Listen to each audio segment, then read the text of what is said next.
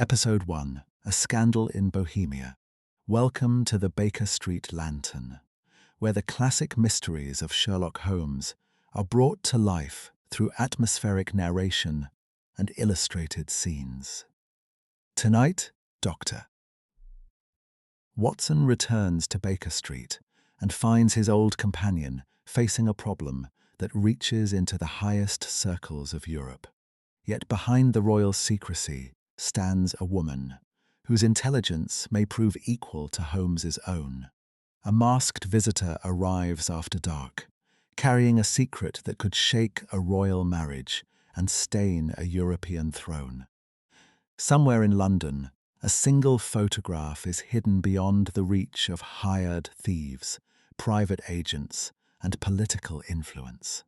Sherlock Holmes has only a few days to recover it, but the woman who possesses it is no ordinary opponent. She is an accomplished performer, independent, observant, and fully aware that powerful men may move against her. Can Holmes force her to reveal the hiding place without searching the house? And what happens when the person being watched begins to watch the detective in return?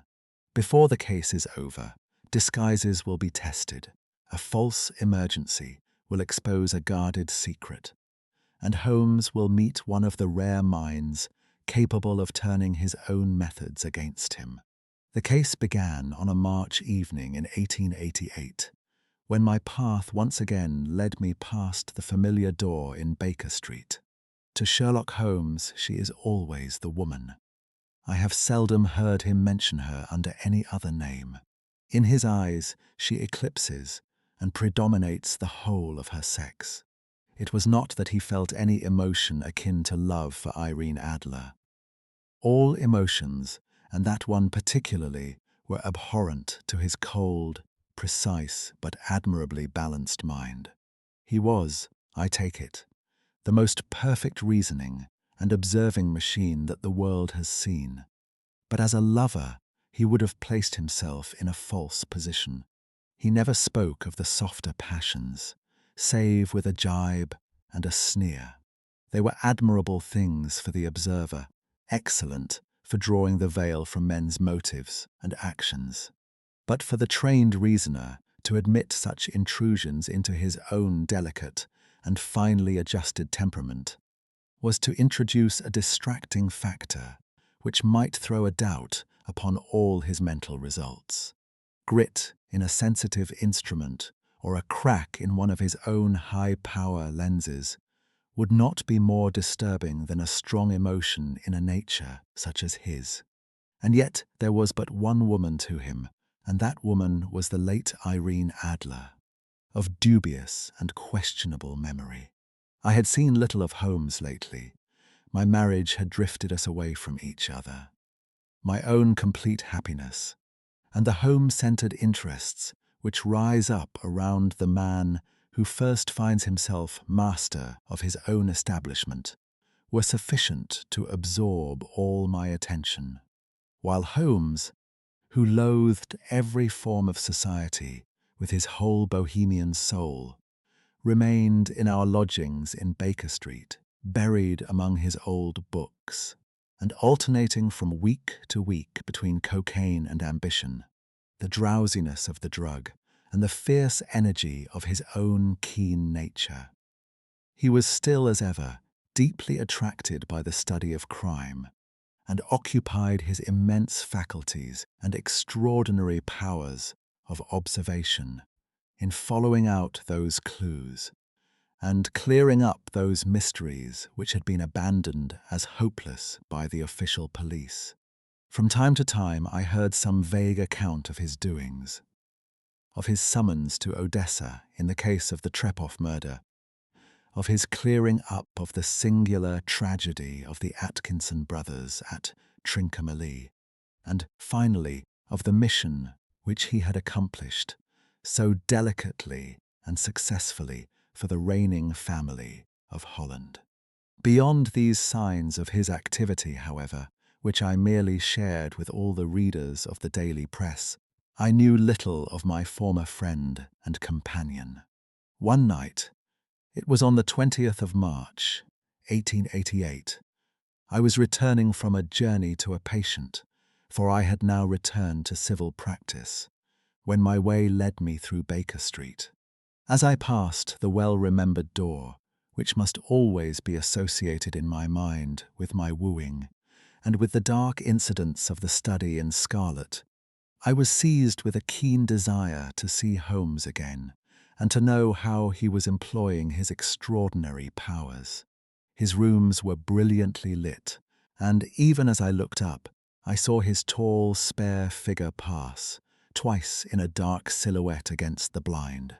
He was pacing the room swiftly, eagerly, with his head sunk upon his chest, and his hands clasped behind him. To me, who knew his every mood and habit, his attitude and manner told their own story. He was at work again. He had risen out of his drug-created dreams and was hot upon the scent of some new problem. I rang the bell and was shown up to the chamber which had formerly been in part my own. His manner was not effusive. It seldom was. But he was glad, I think, to see me. With hardly a word spoken, but with a kindly eye, he waved me to an armchair, threw across his case of cigars, and indicated a spirit case and a gasogene in the corner. Then he stood before the fire and looked me over in his singular introspective fashion. "Wedlock suits you," he remarked. "I think, Watson, that you have put on 7.5 pounds since I saw you." "7," I answered. "Indeed, I should have thought a little more, just a trifle more, I fancy, Watson. And in practice, again, I observe. You did not tell me that you intended to go into harness. Then, how do you know? I see it. I deduce it. How do I know that you have been getting yourself very wet lately, and that you have a most clumsy and careless servant girl?" "My dear Holmes," said I, "this is too much. You would certainly have been burned had you lived a few centuries ago. It is true that I had a country walk on Thursday and came home in a dreadful mess, but as I have changed my clothes, I can't imagine how you deduce it. As to Mary Jane, she is incorrigible, and my wife has given her notice. But there again, I fail to see how you work it out." He chuckled to himself and rubbed his long, nervous hands together. "It is simplicity itself," said he. "My eyes tell me that, on the inside of your left shoe, just where the firelight strikes it, the leather is scored by 6 almost parallel cuts. Obviously, they have been caused by someone who has very carelessly scraped round the edges of the sole in order to remove crusted mud from it. Hence, you see, my double deduction that you had been out in vile weather, and that you had a particularly malignant boot-slitting specimen of the London slavey. As to your practice, if a gentleman walks into my room smelling of iodoform, with a black mark of nitrate of silver upon his right forefinger, and a bulge on the right side of his top hat to show where he has secreted his stethoscope, I must be dull indeed if I do not pronounce him to be an active member of the medical profession." I could not help laughing at the ease with which he explained his process of deduction. "When I hear you give your reasons," I remarked, "the thing always appears to me to be so ridiculously simple that I could easily do it myself, though at each successive instance of your reasoning I am baffled until you explain your process. And yet I believe that my eyes are as good as yours." "Quite so," he answered, lighting a cigarette and throwing himself down into an armchair. "You see, but you do not observe. The distinction is clear. For example, you have frequently seen the steps which lead up from the hall to this room." "Frequently." "How often?" "Well, some hundreds of times." "Then how many are there?" "How many? I don't know." "Quite so. You have not observed, and yet you have seen. That is just my point. Now, I know that there are 17 steps, because I have both seen and observed. By the way, since you are interested in these little problems, and since you are good enough to chronicle one or two of my trifling experiences, you may be interested in this. He threw over a sheet of thick, pink-tinted notepaper which had been lying open upon the table. "It came by the last post," said he. "Read it aloud." The note was undated, and without either signature or address. "There will call upon you tonight at 7:45, it said. "A gentleman who desires to consult you upon a matter of the very deepest moment. Your recent services to one of the royal houses of Europe have shown that you are one who may safely be trusted with matters which are of an importance which can hardly be exaggerated. This account of you we have from all quarters received. Be in your chamber, then, at that hour, and do not take it amiss if your visitor wear a mask." "This is indeed a mystery," I remarked. "What do you imagine that it means?" "I have no data yet. It is a capital mistake to theorize before one has data. Insensibly, one begins to twist facts to suit theories instead of theories to suit facts. But the note itself, what do you deduce from it?" I carefully examined the writing and the paper upon which it was written. "The man who wrote it was presumably well-to-do," I remarked, endeavoring to imitate my companion's processes. "Such paper could not be bought under £0.50 a packet. It is peculiarly strong and stiff. Peculiar." "That is the very word," said Holmes. "It is not an English paper at all. Hold it up to the light." I did so, and saw a large E with a small g, a P and a large G with a small t woven into the texture of the paper. "What do you make of that?" asked Holmes. "The name of the maker, no doubt, or his monogram, rather." "Not at all. The G with the small t stands for Gesellschaft, which is the German for company. It is a customary contraction like our co. P, of course, stands for Papier. Now for the egg. Let us glance at our continental gazetteer." He took down a heavy brown volume from his shelves. "Eglo, Eglonitz. Here we are, Egria. It is in a German-speaking country. In Bohemia, not far from Carlsbad. Remarkable as being the scene of the death of Wallenstein, and for its numerous glass factories and paper mills. Ha ha, my boy, what do you make of that?" His eyes sparkled, and he sent up a great blue triumphant cloud from his cigarette. "The paper was made in Bohemia," I said. "Precisely. And the man who wrote the note is a German. Do you note the peculiar construction of the sentence? This account of you we have from all quarters received. A Frenchman or Russian could not have written that. It is the German who is so uncourteous to his verbs. It only remains, therefore, to discover what is wanted by this German who writes upon Bohemian paper and prefers wearing a mask to showing his face. And here he comes, if I am not mistaken, to resolve all our doubts." As he spoke, there was the sharp sound of horses' hoofs and grating wheels against the curb, followed by a sharp pull at the bell. Holmes whistled. "A pair by the sound," said he. "Yes," he continued, glancing out of the window. "A nice little brougham and a pair of beauties, 150 guineas apiece. There's money in this case, Watson, if there is nothing else." "I think that I had better go, Holmes." "Not a bit, Doctor. Stay where you are. I am lost without my Boswell, and this promises to be interesting. It would be a pity to miss it. But your client, never mind him. I may want your help, and so may he. Here he comes. Sit down in that armchair, Doctor, and give us your best attention." A slow and heavy step, which had been heard upon the stairs and in the passage, paused immediately outside the door. Then there was a loud and authoritative tap. "Come in," said Holmes. A man entered who could hardly have been less than 6 feet 6 inches in height, with the chest and limbs of a Hercules. His dress was rich with a richness which would, in England, be looked upon as akin to bad taste.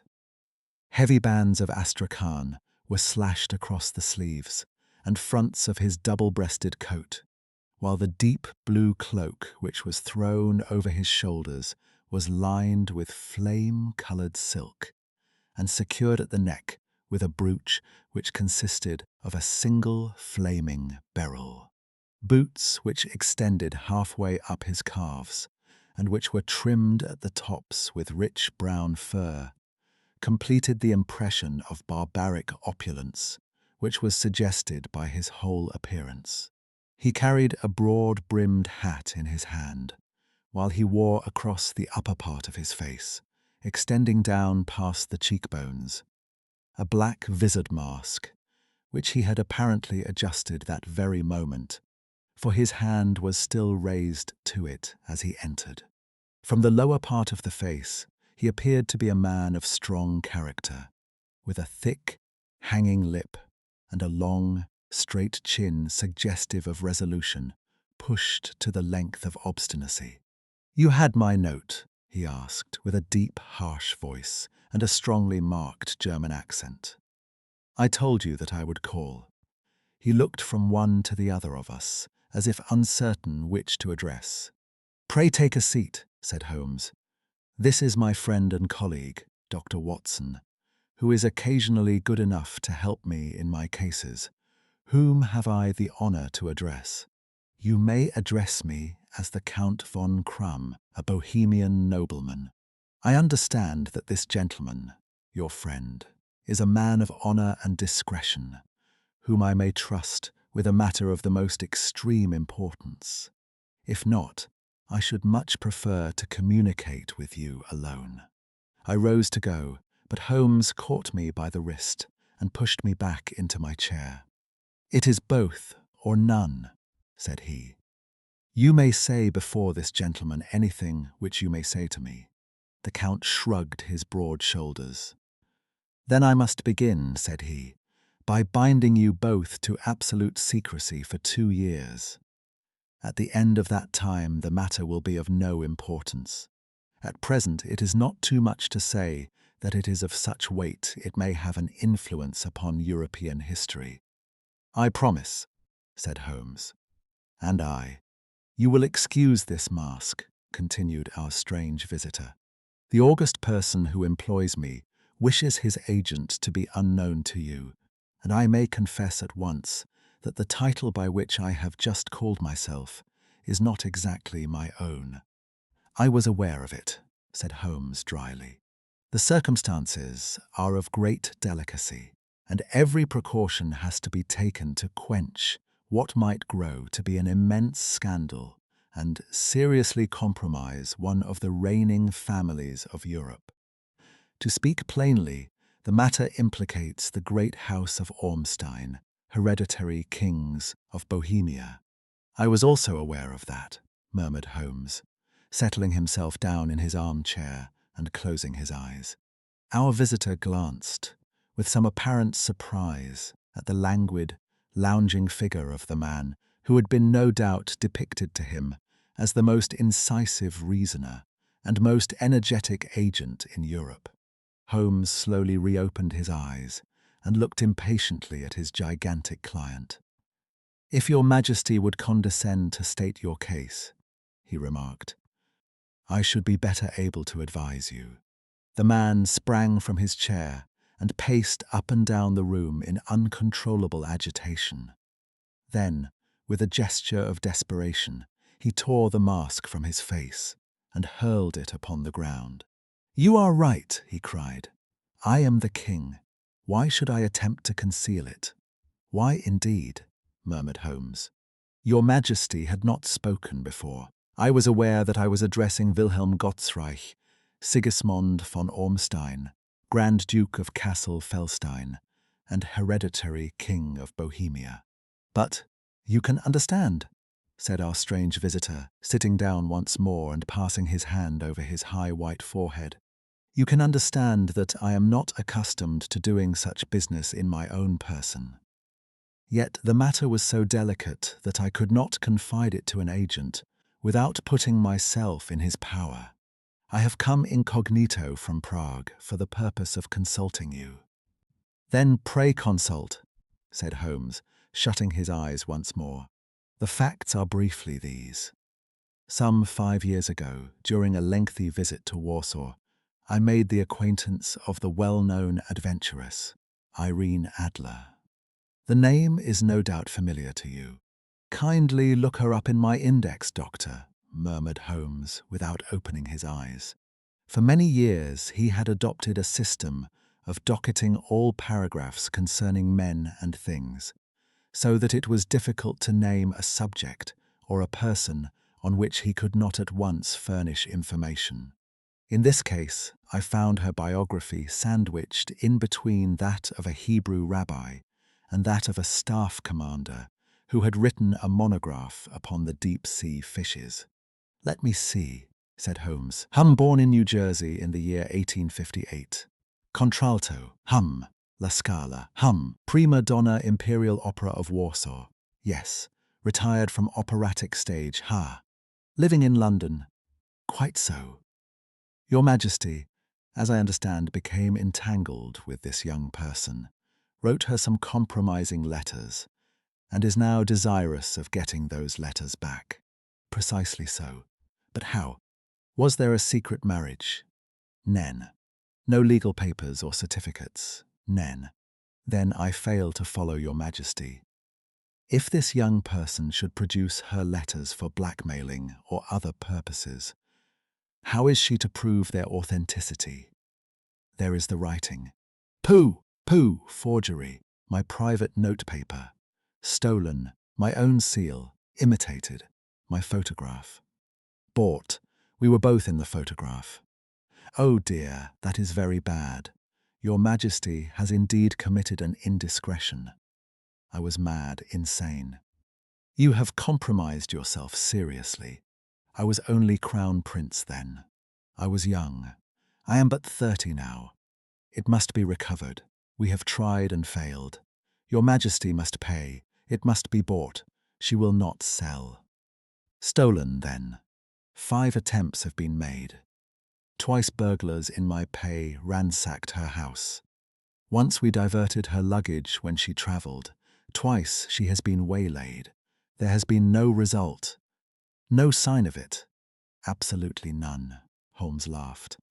"It is quite a pretty little problem," said he. "But a very serious one to me," returned the king reproachfully. "Very indeed.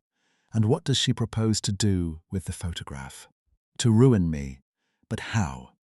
I am about to be married." "So I have heard. To Clotilde Lothman von Saxe-Meiningen, second daughter of the King of Scandinavia. You may know the strict principles of her family. She is herself the very soul of delicacy. A shadow of a doubt as to my conduct would bring the matter to an end. And Irene Adler threatens to send them the photograph, and she will do it. I know that she will do it. You do not know her, but she has a soul of steel. She has the face of the most beautiful of women, and the mind of the most resolute of men. Rather than I should marry another woman, there are no lengths to which she would not go. None. You are sure that she has not sent it yet? I am sure. And why? Because she has said that she would send it on the day when the betrothal was publicly proclaimed. That will be next Monday. "Oh, then we have 3 days yet," said Holmes with a yawn. "That is very fortunate, as I have 1 or 2 matters of importance to look into just at present. Your Majesty will, of course, stay in London for the present?" "Certainly. You will find me at the Langham under the name of the Count von Krumm. Then I shall drop you a line to let you know how we progress. Pray do so. I shall be all anxiety.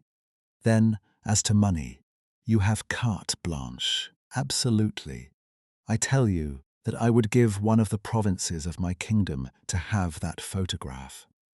And for present expenses, The king took a heavy chamois leather bag from under his cloak and laid it on the table. "There are £300 in gold and 700 in notes," he said. Holmes scribbled a receipt upon a sheet of his notebook and handed it to him. "And mademoiselle's address?" he asked. "Is Bryony Lodge, Serpentine Avenue, St. John's Wood." Holmes took a note of it. "One other question," said he. "Was the photograph a cabinet?" "It was." "Then good night, Your Majesty, and I trust that we shall soon have some good news for you." "And good night, Watson," he added, as the wheels of the royal brougham rolled down the street. "If you will be good enough to call tomorrow afternoon at 3 o'clock, I should like to chat this little matter over with you." At 3 o'clock precisely I was at Baker Street. But Holmes had not yet returned. The landlady informed me that he had left the house shortly after 8 o'clock in the morning. I sat down beside the fire, however, with the intention of awaiting him, however long he might be. I was already deeply interested in his inquiry, for, though it was surrounded by none of the grim and strange features which were associated with the two crimes which I have already recorded, still, the nature of the case and the exalted station of his client gave it a character of its own. Indeed, apart from the nature of the investigation which my friend had on hand, there was something in his masterly grasp of a situation, and his keen, incisive reasoning, which made it a pleasure to me to study his system of work, and to follow the quick, subtle methods by which he disentangled the most inextricable mysteries. So accustomed was I to his invariable success, that the very possibility of his failing had ceased to enter into my head. It was close upon 4 before the door opened, and a drunken-looking groom, ill-kempt and side-whiskered, with an inflamed face and disreputable clothes, walked into the room. Accustomed as I was to my friend's amazing powers in the use of disguises, I had to look 3 times before I was certain that it was indeed he. With a nod, he vanished into the bedroom, whence he emerged in 5 minutes tweed-suited and respectable, as of old. Putting his hands into his pockets, he stretched out his legs in front of the fire and laughed heartily for some minutes. "Well, really!" he cried, and then he choked and laughed again until he was obliged to lie back, limp and helpless, in the chair. "What is it?" "It's quite too funny. I am sure you could never guess how I employed my morning, or what I ended by doing. I can't imagine. I suppose that you have been watching the habits, and perhaps the house, of Miss Irene Adler." "Quite so, but the sequel was rather unusual. I will tell you, however. I left the house a little after 8 o'clock this morning in the character of a groom out of work. There is a wonderful sympathy and freemasonry among horsey men. Be one of them, and you will know all that there is to know. I soon found Bryony Lodge. It is a bijou villa, with a garden at the back, but built out in front, right up to the road. 2 stories.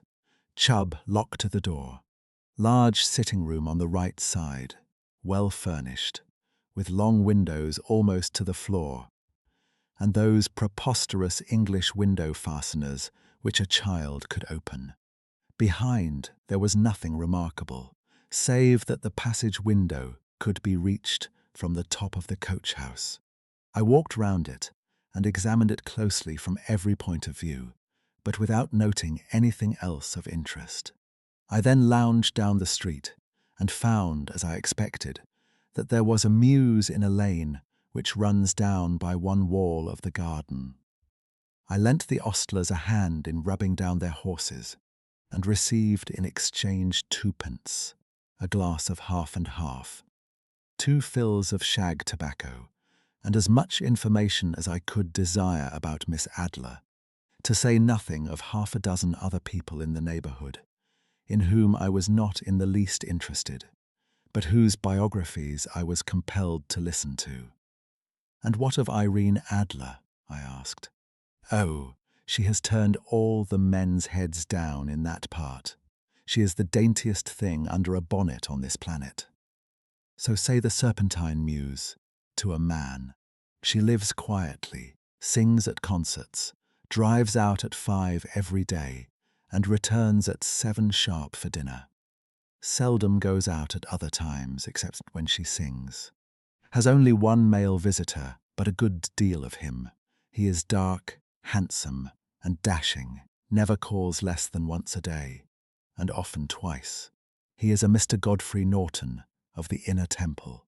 See the advantages of a cabman as a confidant. They had driven him home a dozen times from Serpentine Mews and knew all about him. When I had listened to all they had to tell, I began to walk up and down near Briony Lodge once more, and to think over my plan of campaign.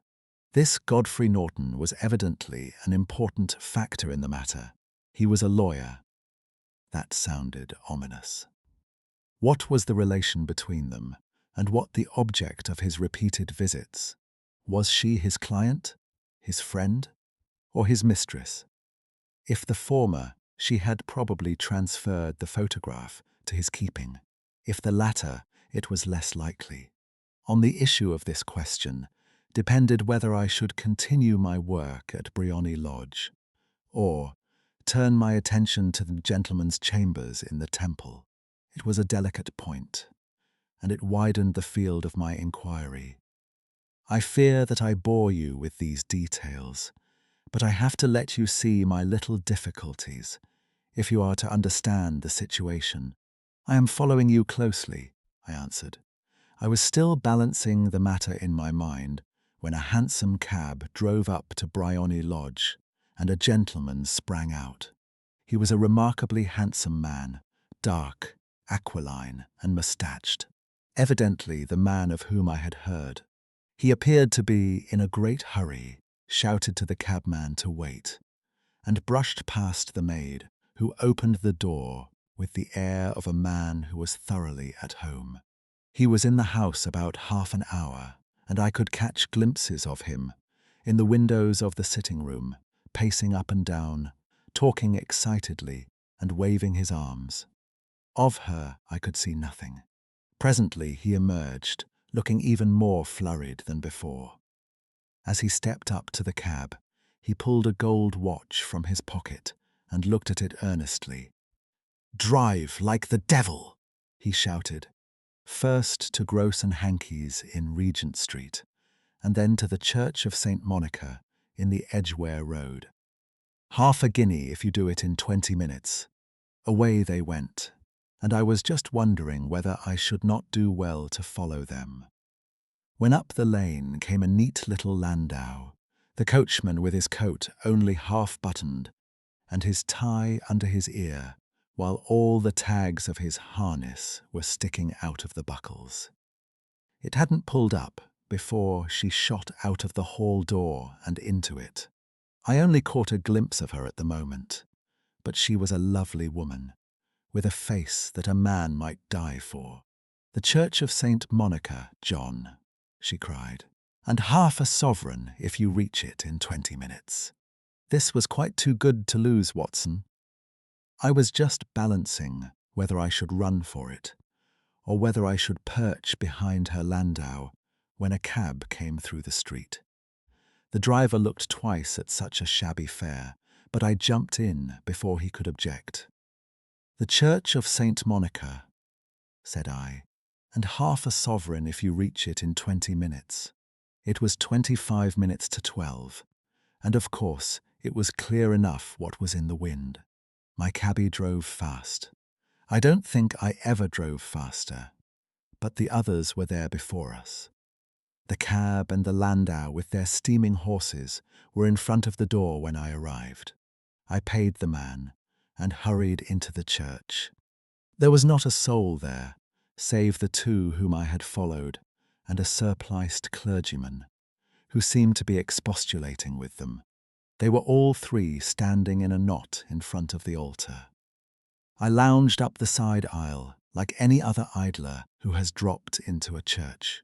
Suddenly, to my surprise, the three at the altar faced round to me, and Godfrey Norton came running as hard as he could towards me. "Thank God!" he cried. "You'll do! Come, come!" "What then?" I asked. "Come, man, come, only 3 minutes, or it won't be legal." I was half dragged up to the altar, and before I knew where I was, I found myself mumbling responses which were whispered in my ear, and vouching for things of which I knew nothing, and generally assisting in the secure tying up of Irene Adler, spinster, to Godfrey Norton, bachelor. It was all done in an instant, and there was the gentleman thanking me on the one side, and the lady on the other, while the clergyman beamed on me in front. It was the most preposterous position in which I ever found myself in my life, and it was the thought of it that started me laughing just now. It seems that there had been some informality about their license, that the clergyman absolutely refused to marry them without a witness of some sort, and that my lucky appearance saved the bridegroom from having to sally out into the streets in search of a best man. The bride gave me a sovereign, and I mean to wear it on my watch chain in memory of the occasion. "This is a very unexpected turn of affairs," said I. "And what then?" "Well, I found my plans very seriously menaced. It looked as if the pair might take an immediate departure, and so necessitate very prompt and energetic measures on my part. At the church door, however, they separated, he driving back to the temple, and she to her own house. "I shall drive out in the park at 5 as usual," she said as she left him. I heard no more. They drove away in different directions, and I went off to make my own arrangements. "Which are?" "Some cold beef and a glass of beer," he answered, ringing the bell. "I have been too busy to think of food, and I am likely to be busier still this evening. By the way, Doctor, I shall want your cooperation. I shall be delighted. You don't mind breaking the law? Not in the least. Nor running a chance of arrest? Not in a good cause? Oh, the cause is excellent. Then I am your man. I was sure that I might rely on you. But what is it you wish? When Mrs. Turner has brought in the tray, I will make it clear to you. Now," he said, as he turned hungrily on the simple fare that our landlady had provided, "I must discuss it while I eat, for I have not much time. It is nearly 5 now. In 2 hours, we must be on the scene of action. Miss Irene, or Madam, rather, returns from her drive at 7. We must be at Briony Lodge to meet her. And what then? You must leave that to me. I have already arranged what is to occur. There is only one point on which I must insist.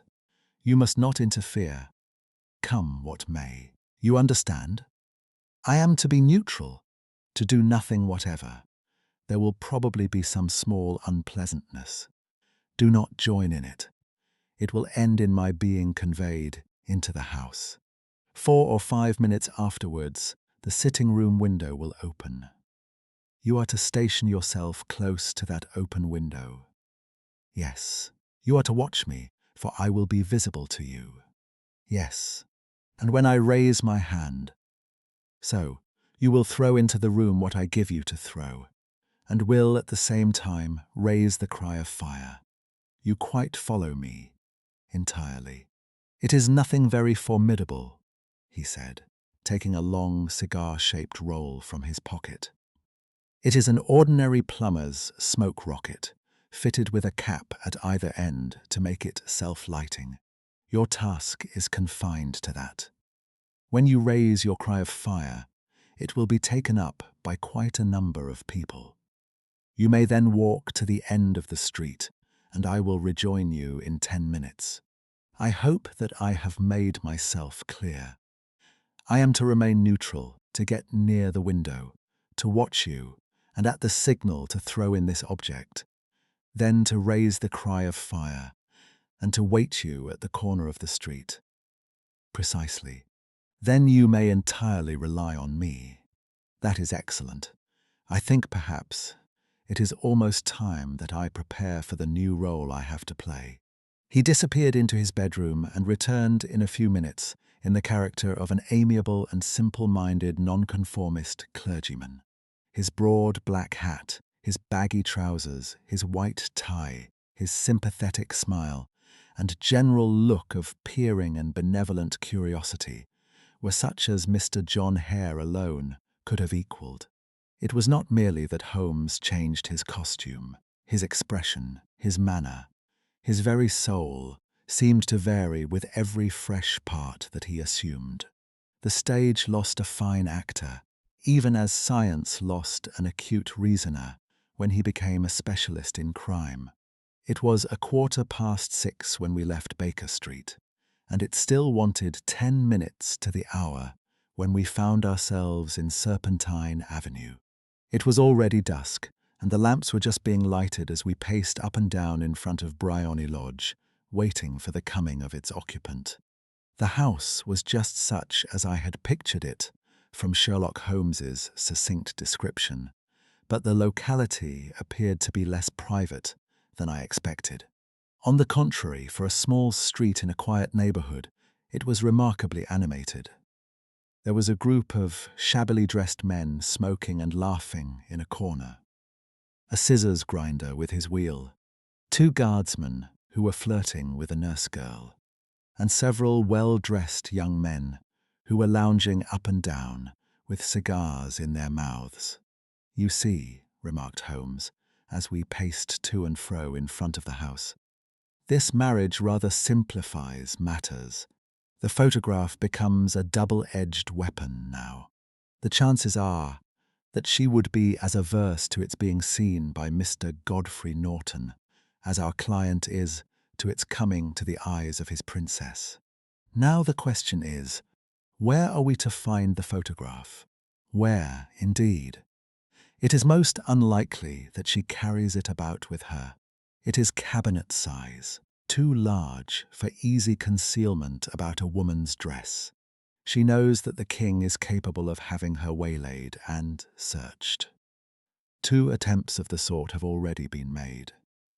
We may take it, then, that she does not carry it about with her. Where, then?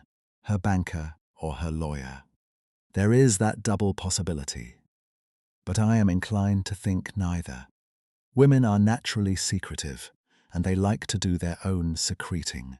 Why should she hand it over to anyone else? She could trust her own guardianship, but she could not tell what indirect or political influence might be brought to bear upon a businessman. Besides, remember that she had resolved to use it within a few days. It must be where she can lay her hands upon it. It must be in her own house. But it has twice been burgled. Pshaw! They did not know how to look. But how will you look? I will not look. What then? I will get her to show me, but she will refuse. She will not be able to. But I hear the rumble of wheels. It is her carriage. Now carry out my orders to the letter. As he spoke, the gleam of the sidelights of a carriage came round the curve of the avenue. It was a smart little landau which rattled up to the door of Briony Lodge. As it pulled up, one of the loafing men at the corner dashed forward to open the door in the hope of earning a copper, but was elbowed away by another loafer who had rushed up with the same intention. A fierce quarrel broke out, which was increased by the 2 guardsmen who took sides with one of the loungers, and by the scissors grinder who was equally hot upon the other side. A blow was struck, and in an instant the lady, who had stepped from her carriage, was the centre of a little knot of flushed and struggling men who struck savagely at each other with their fists and sticks. Holmes dashed into the crowd to protect the lady. But just as he reached her, He gave a cry and dropped to the ground, with the blood running freely down his face. At his fall, the guardsmen took to their heels in one direction, and the loungers in the other, while a number of better-dressed people, who had watched the scuffle without taking part in it, crowded in to help the lady and to attend to the injured man. Irene Adler, as I will still call her, had hurried up the steps, but she stood at the top with her superb figure outlined against the lights of the hall, looking back into the street. "Is the poor gentleman much hurt?" she asked. "He is dead," cried several voices. "No, no, there's life in him," shouted another. "But he'll be gone before you can get him to hospital." "He's a brave fellow," said a woman. "They would have had the lady's purse and watch if it hadn't been for him. They were a gang, and a rough one, too. Ah, he's breathing now. He can't lie in the street. May we bring him in, ma'am?" "Surely. Bring him into the sitting room. There is a comfortable sofa. This way, please." Slowly and solemnly he was borne into Briony Lodge and laid out in the principal room, while I still observed the proceedings from my post by the window. The lamps had been lit, but the blinds had not been drawn, so that I could see Holmes as he lay upon the couch. I do not know whether he was seized with compunction at that moment for the part he was playing, but I know that I never felt more heartily ashamed of myself in my life than when I saw the beautiful creature against whom I was conspiring, or the grace and kindliness with which she waited upon the injured man. And yet it would be the blackest treachery to Holmes to draw back now from the part which he had entrusted to me. I hardened my heart and took the smoke rocket from under my ulster. After all, I thought, we are not injuring her. We are but preventing her from injuring another. Holmes had sat up upon the couch, and I saw him motion like a man who is in need of air. A maid rushed across and threw open the window. At the same instant I saw him raise his hand, and at the signal I tossed my rocket into the room with a cry of "Fire!" The word was no sooner out of my mouth than the whole crowd of spectators, well-dressed and ill, gentlemen, ostlers, and servant maids, joined in a general shriek of "Fire!" Thick clouds of smoke curled through the room and out at the open window. I caught a glimpse of rushing figures, and a moment later the voice of Holmes from within assuring them that it was a false alarm. Slipping through the shouting crowd, I made my way to the corner of the street, and in 10 minutes was rejoiced to find my friend's arm in mine, and to get away from the scene of uproar. He walked swiftly and in silence for some few minutes, until we had turned down one of the quiet streets which lead towards the Edgware Road. "You did it very nicely, Doctor," he remarked. "Nothing could have been better. It is all right. You have the photograph." "I know where it is." "And how did you find out?" "She showed me, as I told you she would. I am still in the dark." "I do not wish to make a mystery," said he, laughing. "The matter was perfectly simple. You, of course, saw that everyone in the street was an accomplice. They were all engaged for the evening. I guessed as much. Then, when the row broke out, I had a little moist red paint in the palm of my hand. I rushed forward, fell down, clapped my hand to my face, and became a piteous spectacle. It is an old trick. That also I could fathom. Then they carried me in. She was bound to have me in. What else could she do? And into her sitting room, which was the very room which I suspected. It lay between that and her bedroom, and I was determined to see which. They laid me on a couch. I motioned for air. They were compelled to open the window, and you had your chance. How did that help you? It was all important. When a woman thinks that her house is on fire, Her instinct is at once to rush to the thing which she values most. It is a perfectly overpowering impulse, and I have more than once taken advantage of it. In the case of the Darlington substitution scandal, it was of use to me, and also in the Arnsworth Castle business. A married woman grabs at her baby, an unmarried one reaches for her jewel box. Now it was clear to me that Our Lady of today had nothing in the house more precious to her than what we are in quest of. She would rush to secure it. The alarm of fire was admirably done. The smoke and shouting were enough to shake nerves of steel. She responded beautifully. The photograph is in a recess behind a sliding panel just above the right bell pull. She was there in an instant, and I caught a glimpse of it as she half drew it out. When I cried out that it was a false alarm, she replaced it, glanced at the rocket, rushed from the room, and I have not seen her since. I rose and, making my excuses, escaped from the house. I hesitated whether to attempt to secure the photograph at once. But the coachman had come in, and as he was watching me narrowly, it seemed safer to wait. A little over-precipitance may ruin all. And now, I asked, our quest is practically finished. I shall call with the king tomorrow, and with you if you care to come with us. We will be shown into the sitting room to wait for the lady.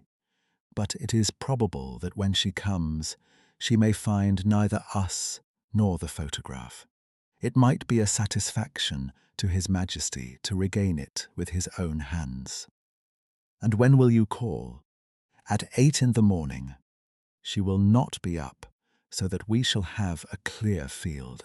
Besides, we must be prompt, for this marriage may mean a complete change in her life and habits.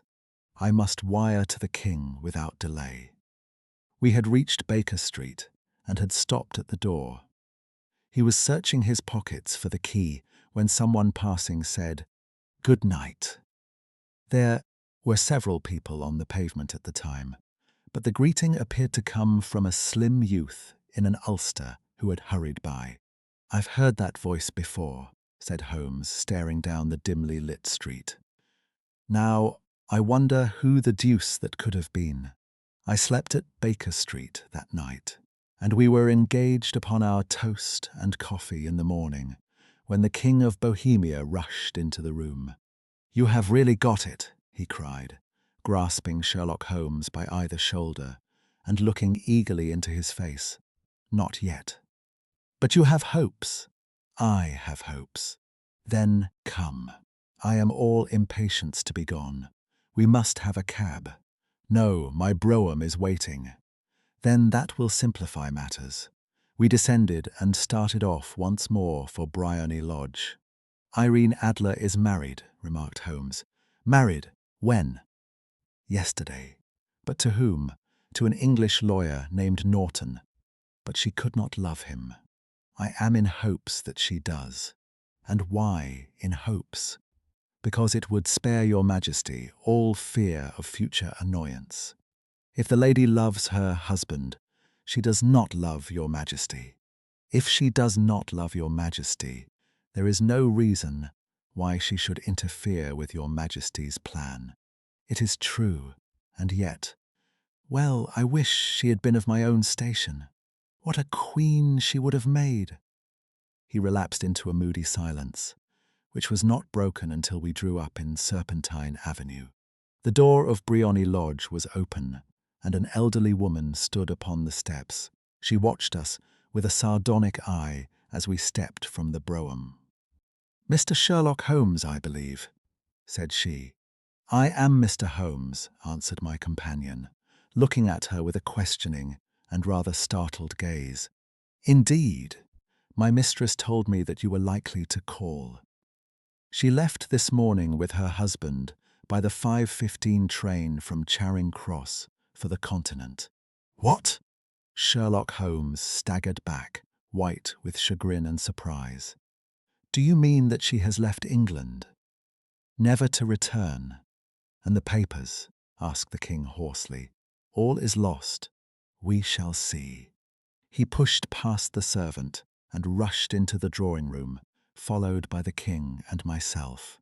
The furniture was scattered about in every direction, with dismantled shelves and open drawers, as if the lady had hurriedly ransacked them before her flight.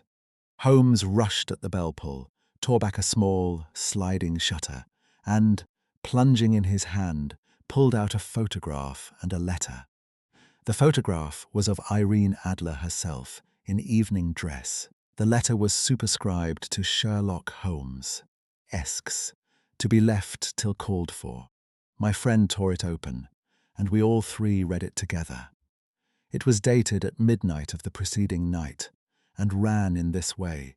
My dear Mr. Sherlock Holmes, you really did it very well. You took me in completely. Until after the alarm of fire, I had not a suspicion. But then, when I found how I had betrayed myself, I began to think. I had been warned against you months ago. I had been told that, if the king employed an agent, it would certainly be you, and your address had been given me. Yet with all this, you made me reveal what you wanted to know. Even after I became suspicious, I found it hard to think evil of such a dear, kind old clergyman. But you know, I have been trained as an actress myself. Male costume is nothing new to me. I often take advantage of the freedom which it gives. I sent John, the coachman, to watch you, ran upstairs, got into my walking clothes, as I call them, and came down just as you departed. Well, I followed you to your door, and so made sure that I was really an object of interest to the celebrated Mr. Sherlock Holmes. Then I, rather imprudently, wished you good night, and started for the temple to see my husband. We both thought the best resource was flight, when pursued by so formidable an antagonist. So you will find the nest empty when you call tomorrow. As to the photograph, your client may rest in peace. I love and am loved by a better man than he. The king may do what he will without hindrance from one whom he has cruelly wronged. I keep it only to safeguard myself and to preserve a weapon which will always secure me from any steps which he might take in the future. I leave a photograph which he might care to possess, and I remain, dear Mr. Sherlock Holmes, very truly yours, Irene Norton, née Adler. What a woman! Oh, what a woman! Cried the King of Bohemia, when we had all three read this epistle. Did I not tell you how quick and resolute she was? Would she not have made an admirable queen? Is it not a pity that she was not on my level? From what I have seen of the lady, she seems indeed to be on a very different level to your Majesty, said Holmes coldly. I am sorry that I have not been able to bring your Majesty's business to a more successful conclusion. On the contrary, my dear sir, cried the king, nothing could be more successful. I know that her word is inviolate. The photograph is now as safe as if it were in the fire. I am glad to hear your Majesty say so. I am immensely indebted to you.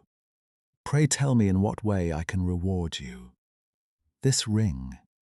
He slipped an emerald snake ring from his finger and held it out upon the palm of his hand. Your Majesty has something which I should value even more highly, said Holmes. You have but to name it. This photograph. The king stared at him in amazement. Irene's photograph, he cried. Certainly, if you wish it. I thank your Majesty. Then there is no more to be done in the matter. I have the honor to wish you a very good morning. He bowed, and turning away without observing the hand which the king had stretched out to him, he set off in my company for his chambers. And that was how a great scandal threatened to affect the kingdom of Bohemia, and how the best plans of Mr. Sherlock Holmes were beaten by a woman's wit. He used to make merry over the cleverness of women, but I have not heard him do it of late. And when he speaks of Irene Adler, or when he refers to her photograph, it is always under the honorable title of the woman. Conclusion and lessons for today. The case reminds us that intelligence cannot be measured by rank, reputation, or expectation. Holmes succeeded in reading the situation, yet he underestimated the person at its center.